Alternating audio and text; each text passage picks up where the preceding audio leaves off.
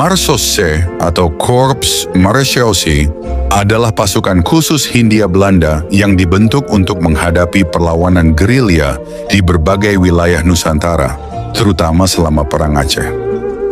Korps ini didirikan pada 2 April 1890 dan segera memperoleh reputasi sebagai salah satu satuan paling efektif dan paling keras dalam operasi kolonial.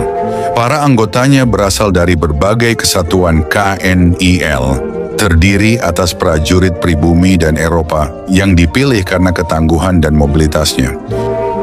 Tujuan utama pembentukan Marsos adalah menumpas perlawanan gerilya yang sulit dijangkau oleh pasukan reguler, termasuk menghadapi tokoh-tokoh besar seperti Teuku Umar dan Sisingamangaraja ke-12.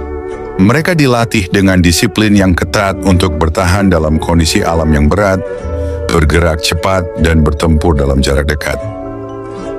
Dalam banyak operasi, mereka bahkan hanya menggunakan senjata tajam, seperti kelewang untuk bergerak secara senyap dan mematikan. Reputasi Marsosse berkembang sebagai pasukan yang ganas dan kejam, sejalan dengan taktik brutal yang digunakan Belanda dalam upaya menaklukkan Aceh.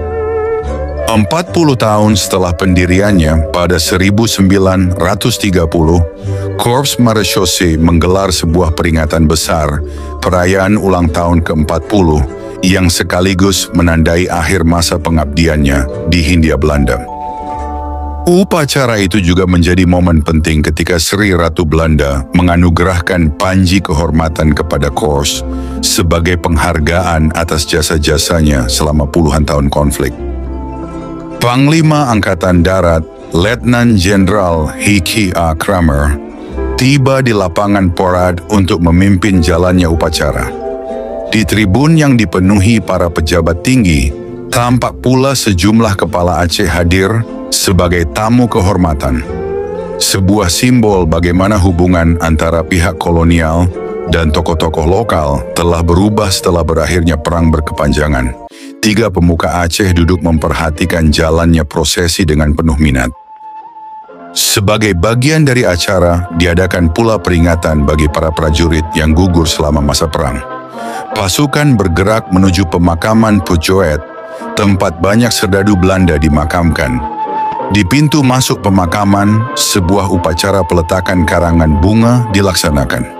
Nama-nama para korban yang tewas terukir pada marmer menjadi pengingat bisu dari puluhan tahun konflik berdarah. Di sana, Mayor Engels, Komandan Korps Marechaussee, menyampaikan pidato penuh penghormatan kepada para prajurit yang tidak pernah kembali.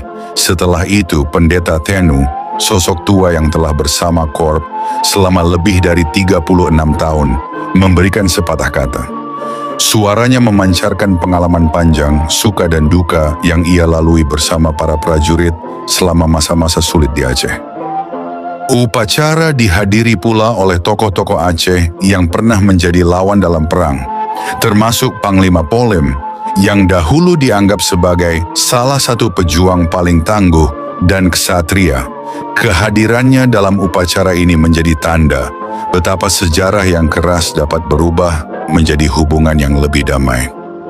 Setelah seluruh rangkaian seremoni selesai, pasukan dan para tamu melakukan tur keliling dengan iringan musik mars yang ceria, sebuah penutup dari perayaan yang bukan hanya memperingati usia sebuah korps, tetapi juga menandai berakhirnya era operasi Marsosse di Aceh Darussalam. Dalam perkembangannya pada tahun 1942, pasukan Marsosse resmi dibubarkan, menutup lembar panjang sejarahnya dalam konflik kolonial di Indonesia.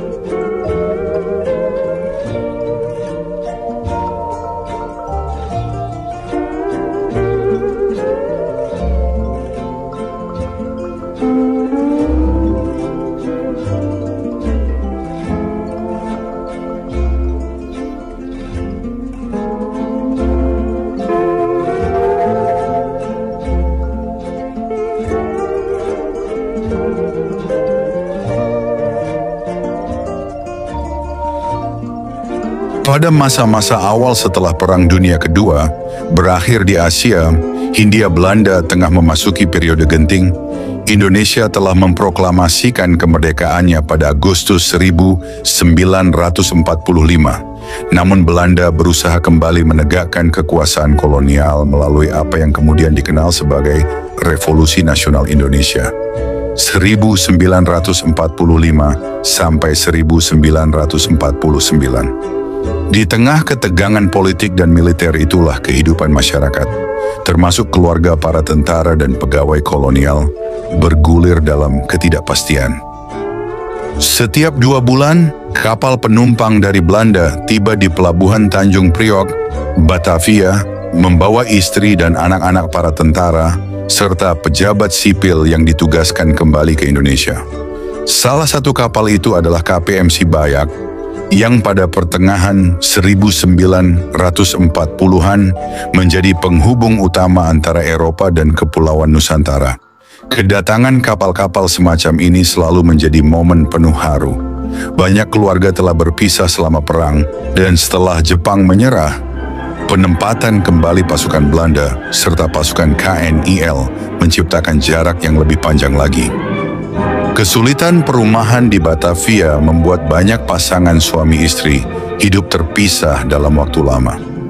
Rumah-rumah yang rusak akibat perang, daerah yang belum aman, serta perebutan kembali fasilitas publik membuat akomodasi sangat terbatas. Maka ketika keluarga akhirnya bisa bersatu kembali, momen itu menjadi lebih dari sekadar reuni, melainkan secercah kehidupan normal di tengah situasi yang tidak normal. Sementara itu, jauh dari pelabuhan Batavia, roda pemulihan infrastruktur berputar di berbagai wilayah Jawa.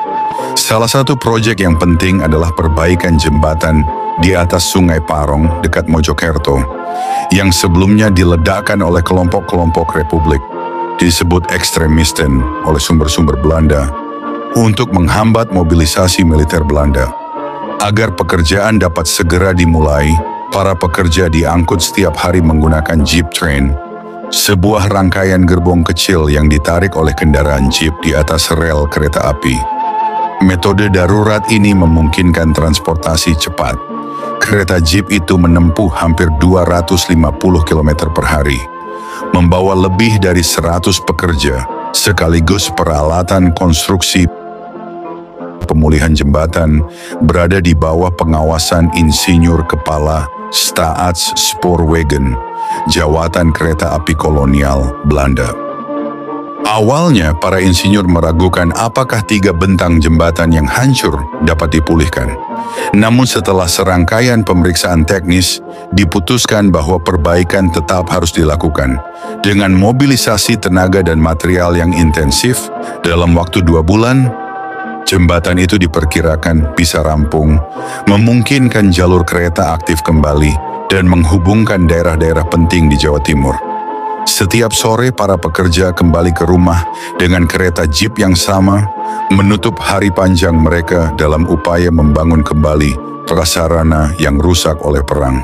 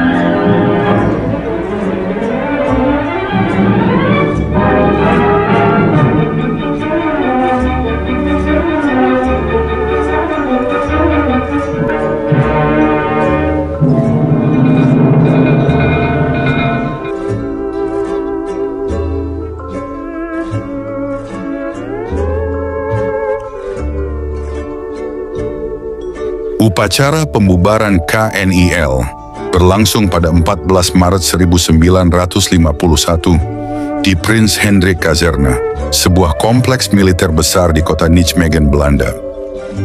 Kazerne ini dibangun pada akhir abad ke-19 dan selama masa pasca perang berfungsi sebagai pusat pengelolaan administrasi serta transit bagi personel Koninklijk Nederlands-Indisch Leger (KNIL) yang dipulangkan dari Hindia Belanda.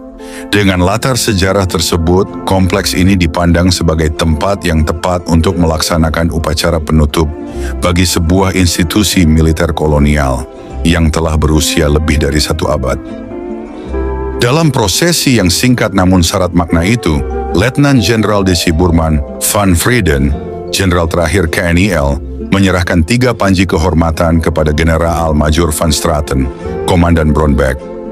Bronbeck sejak abad ke-19 berfungsi sebagai rumah bagi para veteran dan penjaga tradisi militer kolonial Belanda.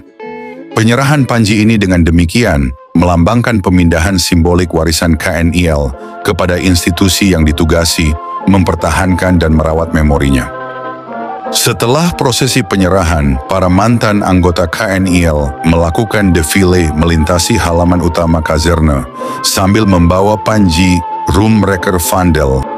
Adegan ini menjadi bentuk penghormatan terakhir bagi lembaga yang pernah menjadi bagian dari kehidupan mereka. Keseluruhan upacara terdokumentasi dalam rekaman berita Polygon yang kini menjadi sumber visual utama bagi peneliti dan sejarawan yang mengkaji masa akhir keberadaan KNIL. Sesi berikutnya diisi oleh pidato resmi Menteri L. Gertsen yang secara institusional menyatakan penutupan KNIL Centrum. Seusai pidato, lagu kebangsaan Belanda dikumandangkan dan bendera diturunkan dari tiang utama. Tindakan simbolis ini menandai penutupan definitif seluruh struktur organisasi KNIL yang secara administratif telah dinonaktifkan sejak tahun 1950, menyusul pengakuan kedaulatan Indonesia dan reorganisasi militer Belanda. Dengan selesainya upacara tersebut, berakhir pula secara resmi keberadaan Koninklijk Nederlands-Indisch Leger, sebuah lembaga yang memainkan peran besar dalam sejarah kolonial Belanda di Asia Tenggara. Setelah upacara ini disusul pembubaran KNIL di Jakarta, Indonesia.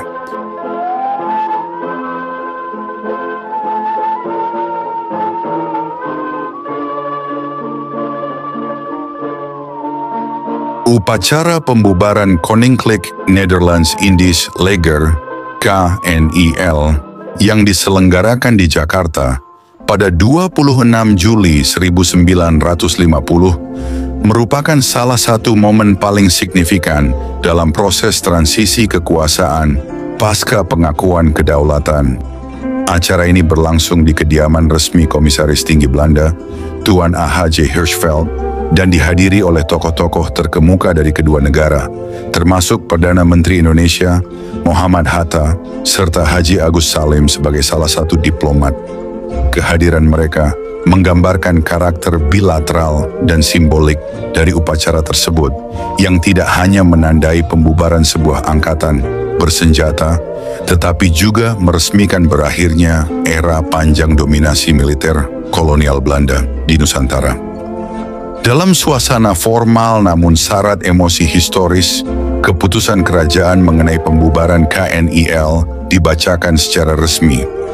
Jenderal Burman van Frieden sebagai panglima terakhir lembaga tersebut menyampaikan pidato yang menyinggung eratnya hubungan personal, profesional, dan institusional yang selama beberapa dekade terjalin antara para perwira dan prajurit KNIL dengan wilayah serta masyarakat Hindia Belanda. Dengan bahasa yang diplomatis namun jujur, ia menegaskan bahwa perubahan fundamental tersebut menuntut pemahaman dan kedewasaan dari seluruh pihak, terutama para prajurit yang karier militernya dibentuk oleh sejarah kolonial yang panjang. Pidato tersebut kemudian diulangi dalam bahasa Indonesia sebagai isyarat penghormatan terhadap negara yang kini berdaulat penuh. Dalam pernyataannya, Komisaris Tinggi Hirschfeld menekankan bahwa Penyelesaian pembubaran KNIL merupakan hasil kerja bersama yang dibangun melalui kesabaran, kehati-hatian, dan komitmen politik yang telah dirumuskan sejak konferensi meja bundar. Ia menilai bahwa penutupan resmi institusi tersebut merupakan sebuah langkah penting yang memungkinkan kedua negara memasuki hubungan baru yang lebih setara dalam kerangka diplomatik. Upacara ini dilengkapi dengan penganugerahan gelar kehormatan dari Kerajaan Belanda kepada dua perwira tinggi, Jenderal Boerman van Vreden dan Jenderal van Langen, sebagai bentuk penghargaan atas pengabdian mereka selama masa transisi. Sehari sebelumnya, sebuah upacara sederhana di Taman Makam Kehormatan Menteng Pulo dilakukan sebagai penghormatan terakhir terhadap prajurit-prajurit KNIL yang gugur di Indonesia. Dengan demikian, rangkaian kegiatan ini menutup secara resmi dan simbolis keberadaan KNIL, sekaligus menandai berakhirnya pengaruh militer kolonial Belanda di Indonesia, serta membuka babak baru bagi pembentukan dan konsolidasi Angkatan Perang Republik Indonesia. In Jakarta Saudara, berikut laporan selengkapnya. De minister-president van Indonesië Mohammed Hatta. Het is de dag waarop het Koninklijk Nederlands-Indonesisch leger ophoudt te bestaan. Verder zijn aanwezig Haji Agus Salim en vele andere vooraanstaande gasten. Voorts een deputatie van het KNIL. De aanwezigen worden toegesproken door de legercommandant, generaal Buurman van Vreden. Excellenties, generaals, dames en heren. Straks zult u het opheffingsbesluit horen voorlezen, waarmee een einde wordt gemaakt aan het bestaan van het KNIL. Wat dit voor ons, KNIL-militairen, betekent, wier leven zo hecht verbonden was met dit leger en dit land, zal voor ieder begrijpelijk zijn. De generaal richt zich speciaal tot de KNIL-deputatie. Gij zijt een vertegenwoordiging van het KNIL, in al zijn rangen, landaarden, wapens en diensten. En daarom is mijn dank voor de toewijding, plichtsbetrachting en trouw die u steeds aan mij heeft betoond, niet alleen tot u persoonlijk, doch vooral gericht tot het gehele KNIL door u hier vertegenwoordigd. Ik wens u het allerbeste toe voor uw verdere leven. De legercommandant herhaalt zijn toespraak in de Indonesische taal. Seperti saya telah katakan dalam pidato radio saya kepada semua militer KNIL, saya yakin bahwa dimanapun tuan-tuan berada dalam pekerjaan selanjutnya, tuan-tuan memperlihatkan di sana sifat-sifat baik yang sama itu. Nadat het koninklijk besluit is voorgelezen, spreekt de hoge commissaris. Met de opheffing van het Koninklijk Nederlands-Indonesisch leger brengen Nederlanders en Indonesiërs in gezamenlijk overleg een moeilijke taak tot een goed einde. Persoonlijk kan ik getuigen dat aan beide zijden geduld, tact en beleid nodig zijn geweest te voldoen aan hetgeen onze beide regeringen ter rondetafelconferentie waren overeengekomen. Het strekt tot voldoening dat wij ons doel hebben bereikt en dat wij vandaag een belangrijk hoofdstuk in ons beider geschiedenis op waardige wijze kunnen afsluiten. Aan het slot van zijn rede deelt de heer Hirschfeld mede dat het... Majesteit de Koningin heeft behaagd u, generaal Buurman van Vrede, bij hoogste derzelfde besluit van 18 juli te bevorderen tot groot officier in de orde van Oranje Nassau met de zwaarden en u, generaal van Langen, benoemen tot ridder in de orde van het Nederlandse leger. Daags voor deze bijeenkomst had op Menteng Pulo bij Jakarta een eenvoudige plechtigheid plaats. Aan de voet van de vlaggenmast op dit erekerkhof legde generaal Buurman van Vreden een krans. De Nederlandse legerstrijdkrachten in Indonesië namen hiermee afscheid van hun gesneuvelde kameraden.